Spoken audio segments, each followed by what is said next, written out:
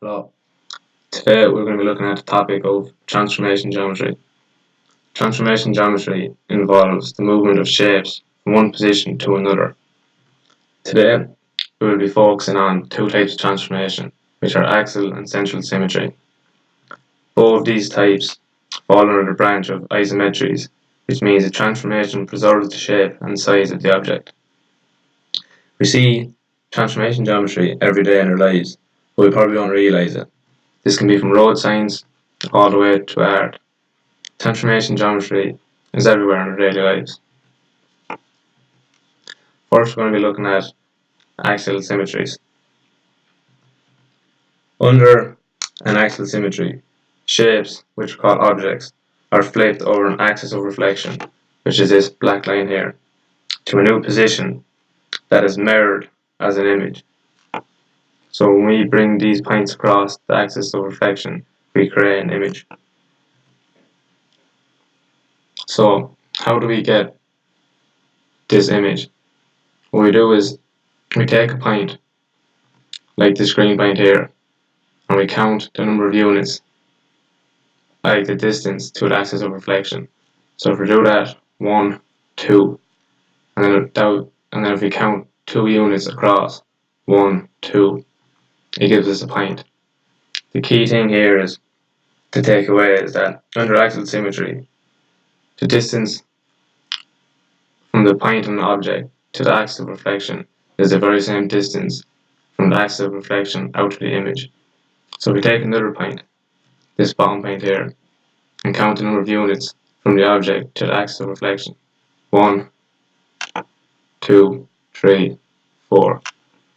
So 4 units across. So that means that from the axis of reflection to the image, it should be 4 units as well. So 1, 2, 3, 4. And there is a point again. And that is how we bring an object through an axis of reflection. So to relate that to real life, we're going to look at this picture of a mountain. So have a look at this for a second and see if you can see where the axis of reflection process is taking part. So just to make it a bit tidier, we're going to just take a section of the mountain to perform an axis of symmetry. So this bottom point here, if you bring that point, so this black line, which is the horizon line of the water, acts as the axis of symmetry in this image. So if you bring this point down to the axis of symmetry, and then take that distance A and place it in here, that gives you the bottom point of that top object for the image. And the same thing for B. The distance of B from the object to the axis is the very same as the axis down to the image. So B1 and B are the same distance. And that is how the object is created.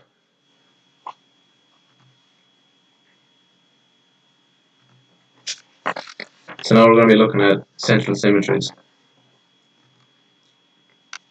Under central symmetries, all the points of an object are drawn through a point called a center of symmetry.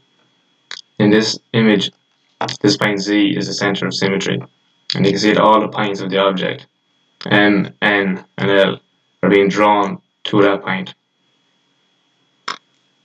The distance from the point on the object to the center of symmetry is the same distance from the center of symmetry to the point on the image. So to create the image of this object, the distance from M to Z, when we bring that through the center of symmetry, is going to be the very same distance. So the distance from M to Z would be the same distance from Z to M1. So we can see that there. So we bring N through Z and then carry it on the same distance to get the point of the image. And that's completely drawn. As you can see, L comes through the center of symmetry all the way. That's how the image is formed. So then to relate that again to a real life example, All playing cards are created under the principle of central symmetries.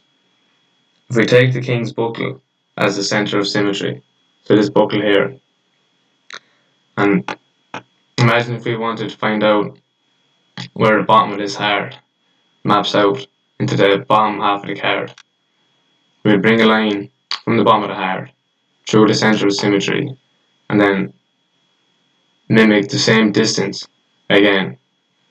So if we do that, bringing a line down through the center of symmetry to give us that point.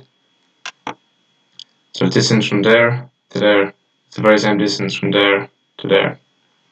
And to pick another point, for example, the top of the king's crown, if you want to find out how it was mapped out up there, draw a line from the crown to axial symmetry, and then use that very same distance, bring up another line to find out where it is.